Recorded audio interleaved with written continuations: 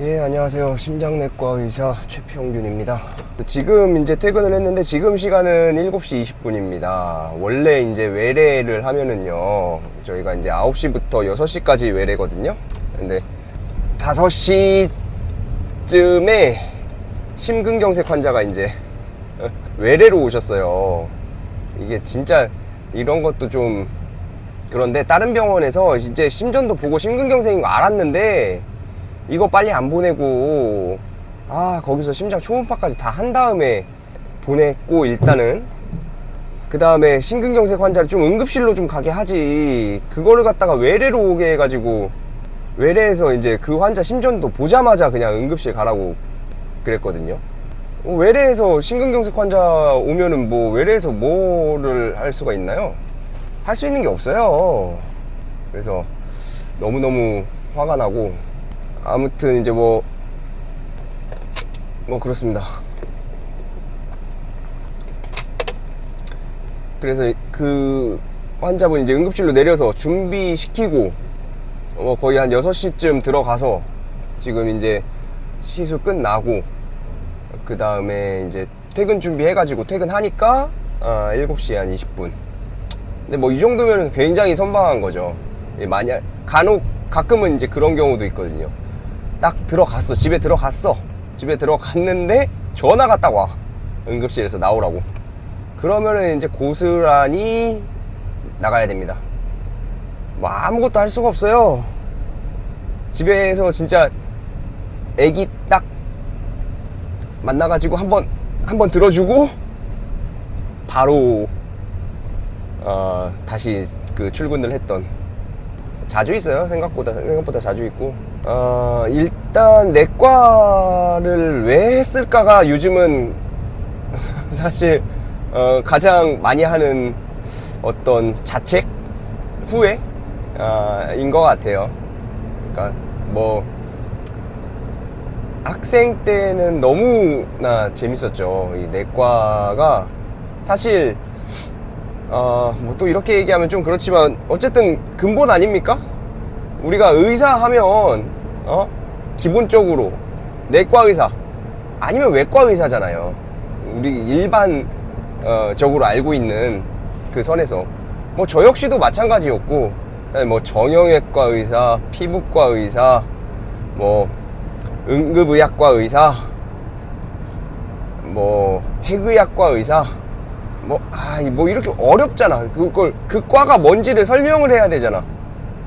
근데 내과 의사는 의사다, 나 이거를 자신 있게 이야기할 수 있는 그런 과라고 생각을 했죠. 학생 때는 진짜 재밌었어요. 학생 때는 진짜 재밌고, 이게 그러니까 내과를 공부하는 게 정말 재밌고, 진짜 의사 같거든요.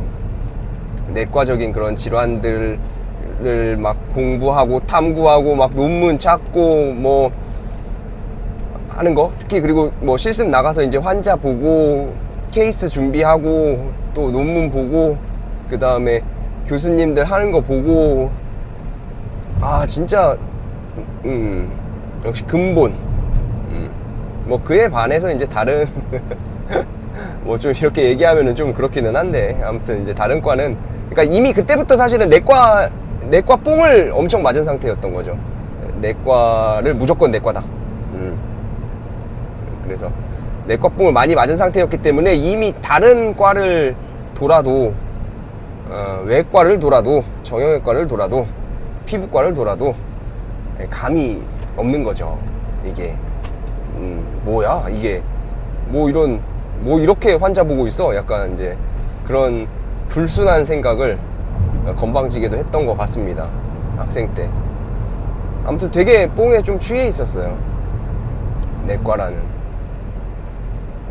사실은 이제 그런 게 있거든요. 내과, 외과, 그 다음에는 이제 좀 서비스 파트, 그러니까 영상의학과나 뭐 병리과나 이런 의사를 위한 어떤 정보를 제공하는 그런 뭐 진단검사 의학과나 뭐 이런 데들이 있거든요. 뭐 크게는 아무튼 이렇게 세 부류로 나눠 보시면 될 것 같아요. 그래서 내과는 이제 내과계는 뭐 말 그대로 내과, 뭐 신경과, 그다음에 이제 어쨌든 수술을 안 하는 과들, 재활의학과 들어갈 수 있겠고, 그다음에 이제 외과계는 외과, 정형외과, 신경외과, 이런 데들이 있겠고, 그 다음에 이제 서비스 파트는 이제 그런 영상, 진검, 병리 이런 데가 있겠고, 그 다음에 내과랑 외과를 조금 섞여 있는 그런 과들도 이제 중간지대에 있는 과들도 좀 있죠. 이비인후과라든지 산부인과라든지 비뇨기과라든지 이런 부분들은 이제 약간 좀 섞여 있죠. 내과적인 매니지도 하고 외과적인 매니지도 하고. 근데 이제 외과를 제끼고 나면, 사실 외과계를 제끼고 나면, 외과계를 이제 제끼게 되는 그런 이유는 여러 가지가 있겠지만, 사실은 어쨌든 수술이 좀 무섭다. 사람을 상대로 수술을 한다는 게 정말로 굉장히 부담스러운 일이다. 그렇게 되면 이제 외과를 제낄 수가 있게 됩니다. 외과를 제끼고 나면, 그러면 이제 서비스 파트. 근데 역시나 환자를 보고 싶어. 수술은 무섭지만 환자가 보고 싶다. 이러면 이제 서비스 파트도 이제 제끼게 되는 거고요. 사실 이제 수술이 걸려 있으면 그 내과랑 외과에 걸쳐 있는 과들도 선택하기가 사실 좀 부담스러워요. 어쨌든 간에 수술이 있기 때문에. 그래서 이제 이비인후과나 비뇨기과 다 제외되고, 그 다음에 정신과는 정말 독특합니다. 정신과는 이거 쉽지 않아요. 진짜 이게 정신과는 쉽지 않고 굉장히 뭐랄까 정신없습니다.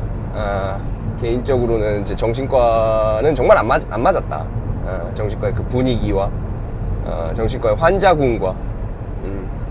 그래서 정신과는 깔끔하게 또 롤아웃을 했고, 그다음에 소아과는 당연히 소아과는 진짜 동기들 중에 꼭 있어요. 소아과를 되게 하고 싶은 사람들, 되게 애기가 너무 애기 보는 게 너무 좋고 너무 행복한 그런 사람들. 이제는 없는데, 제가 이제 학생 때만 해도 많았습니다. 소아과를 하고 싶은 사람들. 그래서 매니아가 있는 과니까요, 소아과는. 그래서 아무튼 근데 저는 아니었어요. 저는 사실은 애를 낳기 전까지는 애를 싫어했다.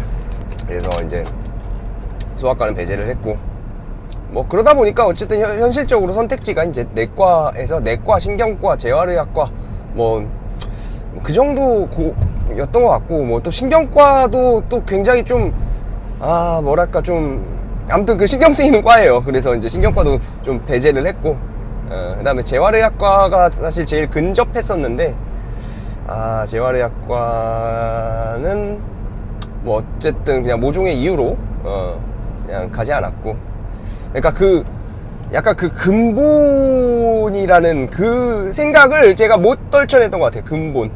뭐가 근본이냐? 근본이 뭐냐? 의학의 근본이 뭐냐? 이거에서 결국 그거를 떨쳐내지는 못했던 것 같습니다. 그래서 이제 학생 때부터 내과를 지망을 했고, 그 다음에 이제 인턴 하고, 그 다음에 바로 어쨌든 제가 이제 인턴을 하고 내과를 지원할 때는 내과가 인기가 되게 없었어요. 그리고 지금도 이제 마찬가지고, 이제 앞으로도 더 인기가 없겠지만 내과 인기가 정말 바닥이었습니다. 그래서 경쟁 전혀 없었고요. 그냥 내과 가겠다는 사람들 줄 서가지고 그냥 들어갔죠. 그러다 보니까 아무튼 당시 이제 교수님들의 기대가 그렇게 크지는 않았었던 것 같습니다. 그냥 내과에 흥미 있는 애들이 그냥 들어왔구나. 그래서 이제 내과를 들어갔고 했는데, 역시 좋았습니다. 하고 싶은 거를 하니까 그래도 재밌었고요. 근데 이제 문제는 이제 확실히 내과에서 이제 뭐를 할까를 고민을 했는데, 심장내과는 당연히 배제였어요. 당연히. 왜냐면 제가 수술과를 배제를 했잖아요. 수술과를 그 사람 몸에다가 뭐 하는 게 너무 무서워가지고 수술과를 배제를 했는데, 이거는 심장이잖아. 이 심장을 건드려야 되는데, 이거 더 심각한 건데 이거를 하겠냐고. 그러니까 심장내과 관련해가지고 원래 이제 말씀을 좀 드리면은, 원래 이제 이 심장내과라는 게 보통 이제 심장내과와 심장외과 이렇게 이제 나누겠죠. 우리가 뭐 이제 심장외과라고 부르지는 않고 흉부외과라고 부르지만요. 그래서 그 심장을 이제 수술하는 데가 이제 흉부외과고, 그 다음에 심장과 관련된 이제 내과적인 매니지를 하는 게 이제 심장내과일 텐데, 원래는 그랬어요. 그래서 약 정도 쓰고 그냥 이제 지켜보는. 그래서 이제 특히 이제 심장내과가 이제 급격하게 변신을 하게 된 게 이 관상동맥 조영술이라고 하는 시술을 하면서부터거든요. 그러니까 시술을 본격적으로 하면서 이 시술이 외과로 넘어가지 않았고, 그냥 내과에서 이 시술을 다 커버하게 되면서, 그러면서 이제 이 심장내과의 역할이 굉장히 바뀐 거죠. 그래서 예전에 이제 이 관상동맥 조영술 이전의 심장내과 교수님들은 보통 이 정장을 입고 다니셨대요. 이제 정장 딱 입고 이제 약 처방 딱딱 하고 딱 퇴근하고 이제 그런 식으로. 예. 근데 이 스텐트 치료를 하게 되면서, 이 관상동맥 조영술을 하게 되면서부터는 이제 뭐 사실 정장을 입고 다닐 수가 없죠. 열심히 저희 근무복 입고 뛰어다니고 잠 못 자고 맨날 응급 불려 다니고 이제 그렇게 바뀐 겁니다. 아무튼 그러다 보니까 이제 사실 심장내과를 할 만한 저에게는 별로 동기가 별로 없었었고, 그러면은 이제 뭐를 할까 이제 고민을 해서, 아무래도 좀 시술을 어쨌든 피할 수 있는 과들, 시술 없이 그냥 정말 예전 심장내과 의사들처럼 그냥 약 처방하고 그런 과들, 이제 그 중에서도 사실 조금 끌렸었던 거는 혈액종양내과기는 했었어요. 혈액종양내과는 어쨌든 간에 뭐 딱히 뭐 직접적인 시술을 하지는 않았고, 그 다음에 이 항암 치료라는 게 정말 잘 하는 것도 중요한데, 또 이게 사람들을 정말로 이렇게 편안하게 할 수 있는, 근데 참 편안하지 않은 인간들이 환자들을 보는 걸 보면서 조금 더 이렇게 좀 더 희망을 주고, 이렇게 나라면 좀 할 수 있지 않을까 라고 또 그때 또 건방지게 좀 생각을 했었죠. 그래서 혈액종양내과를 좀 생각을 했었다가, 뭐 이런 죽음, 그러니까 결국은 이게 좀 안타까운 얘기지만 혈액종양내과로 오는 환자들은 말기 환자들이 대부분이거든요. 암도 치료가 가능합니다. 기수가 높지 않다면 충분히 치료가 가능하죠. 근데 혈액종양내과로 오는 환자들은 대부분 이제 말기 환자들이고, 사실은 이제 그 임종이 예정이 돼 있는 그런 분들이기 때문에, 그러니까 이제 계속해서 이런 죽음과 맞닥뜨려야 하고, 이제 그런 것들이 조금 힘들더라고요. 그래서 이건 또 안 되겠는데 라고 생각을 하고, 그 다음에 이제 관심을 가졌던 게 이제 중환자 의학이었는데, 이게 또 이제 중환자 의학은 이제 은근히 약간 이제 술기가 조금 있기도 했고, 그 다음에 중환자를 보는 거 재밌기는 한데, 이게 이제 중환자를 할 생각을 하니까 그러면은 심장내과는 못할까? 심장내과도 충분히 할 수 있겠는데? 이제 이런 생각을 한 거죠. 예. 그래서 막상 이제 응급실에서 이제 스테미 환자를 받아가지고, 그러니까 스테미라는 거는 이제 급성 심근경색을 얘기를 하는 건데요. 급성 심근경색 환자를 받아서 이제 같이 이제 교수님들 치료하는 거를 이제 참관을 하고, 이제 이런 과정들을 반복하면서 이거는 나도 좀 한번 해볼 수 있겠다. 그리고 이제 무엇보다도 이제 거기서 이제 사실은 더 큰 뽕을 맞았던 게 진짜 의사 같다. 내과 진짜 의사가 되려고 내과 의사를 했는데 그 의사들 중에서도 이게 진짜 의사 같다. 네, 그런 생각이 든 거죠. 이제 그래서 심장내과를 하기로 마음을 먹었었습니다. 그리고 이제 심장내과를 했고, 예. 심장내과를 했고, 이제 보통 이제 펠로우라 그래서 이제 그 전임의 이후의 과정을 꽤 길게 하는 편이에요. 워낙 배울 게 많고, 워낙 환자를 경험을 해야 되는 환자 수가 많고, 케이스가 많고 하기 때문에 그리고 이제 기본적으로 술기가 많으니까 어쨌든 그런 술기들에 익숙해지기 위해서 굉장히 많은 수련 기간을 좀 들여야 하는데, 뭐 어떻게 보면은 좀 좀 급하게, 예, 저는 2년만 하고 나왔습니다. 그래서 이제 대학에 더 이상 남지 않고 지금 이제 모 종합병원에서 일을 하고 있죠. 여기까지가 제가 심장내과 의사가 왜 되었나, 왜 심장내과를 하게 됐나 하는 얘기인데, 결론적으로는 그냥 꼭 맞아서 심장내과 의사를 하기로 했다. 조금 이제 여기서 이제 조금 더 이제 슬픈 얘기를 하자면, 이제는 점점 뽕 맞는 인간들이 줄어드는 것 같아요. 이렇게 그냥 단순히 멋있어서 라고 하기에는, 의사들이 항상 얘기하지만 그놈의 그 사법 리스크가 생각보다 크게 다가오거든요. 진료를 하는 데 있어서 계속 방어 진료를 해야 되고, 계속 이 사람이 나를 이 사람이 나에게 소송을 걸지는 않을까, 그런 생각을 항상 하게 됩니다.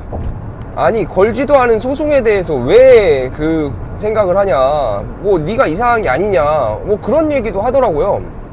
근데 이 소송이라는 게, 나 소송 건다 하고 오는 사람은 없거든요.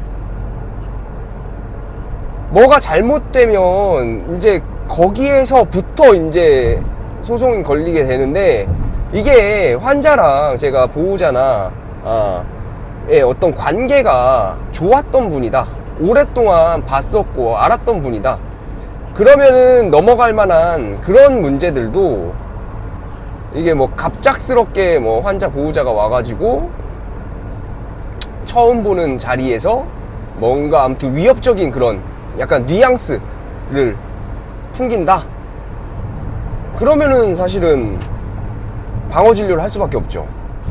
최대한. 사고라는 거, 의료사고라는 게 내고 싶어서 내는 건 아니에요. 물론 좀 구별은 돼야죠. 진짜로 의료사고스러운 것들도 있을 수는 있죠. 정말로 뭔가, 그러니까 죽일 의도를 갖고, 그 사람 잘못될 의도를 갖고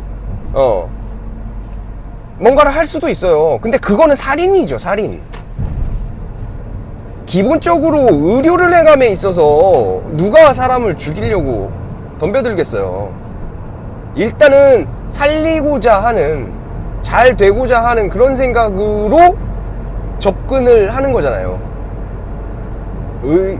의료라는 게 어쨌든 간에 내가 이 사람을 살리기 위해서 살을 째야 될 수도 있고, 바늘로 찔러야 될 수도 있고, 뭔가 아프게 해야 될 수도 있고, 뭔가 불편하게 해야 될 수도 있는데, 그게 다 좋은 결과, 더 나은 결과를 위해서 하는 거잖아요. 그런데 그 과정에서 문제가 생기면 그게 의료사고가 돼버립니다. 의료를 하는 과정에서 사고가 생기면 의료사고인데, 그거를 갖다가 거의 뭐라고 해야 되나, 아무튼 그걸로 범죄자 취급을 한다고요.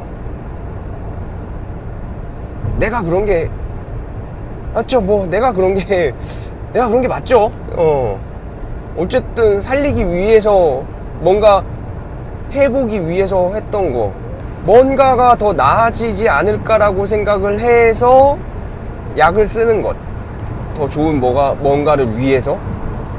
네, 사실은 그것뿐인데, 아무튼 이런 리스크들이 너무 커져버렸고, 이제는 그런 리스크들을 뻔히 다 알아버렸단 말입니다. 제가 이제 그 과를 선택을 할 때, 그때도 없었을까요? 그때도 소송 걸린 교수님들이 수두룩 빽빽이었어요. 제가 하려고 했었던 때도. 그런데 그런 믿음이 있었던 겁니다. 나를 지켜주겠지.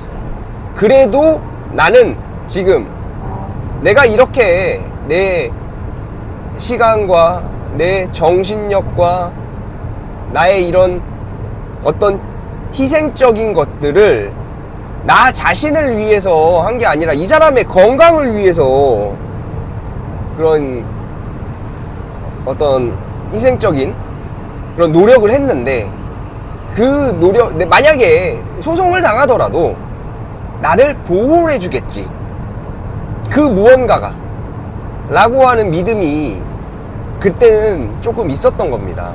그러니까 그냥 했죠. 그때 뭐 수학과에 진상 보호자들 없었을까요? 네, 다 있었어요.